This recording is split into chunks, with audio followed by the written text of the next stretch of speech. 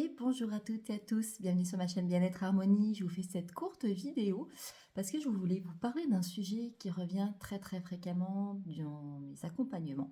C'est le manque de confiance et le manque d'estime de soi et qui sont des notions, je pense, importantes de dissocier.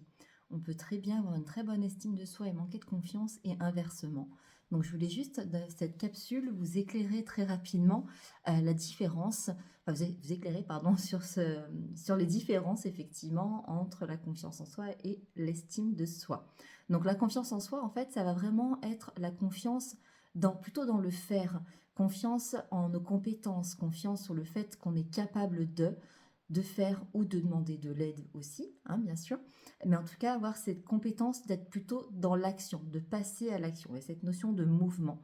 Tandis que l'estime de soi, pour l'estime de soi, on va plutôt parler finalement de la valeur qu'on se donne, de ce même dans l'image qu'on peut se dire de je mérite, ou la valeur voilà, qu'on va se donner. On est plus finalement en lien avec l'être.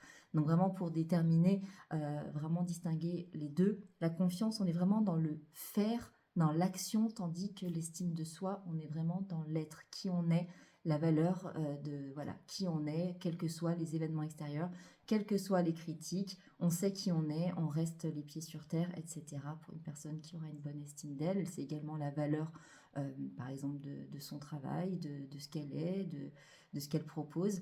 Et la confiance, ça peut être la confiance en soi sur le fait de mener à bien une action, savoir mener à bien une action, savoir où trouver les informations, comme je vous le disais aussi tout à l'heure, peut-être éventuellement demander de l'aide.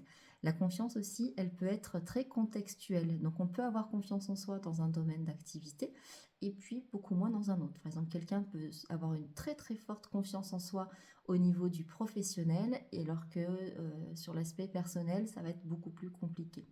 Voilà un petit peu ce que je voulais vous partager dans cette capsule. C'était simplement vous éclairer davantage, je l'espère en tout cas, sur cette différence concernant ces deux notions très importantes.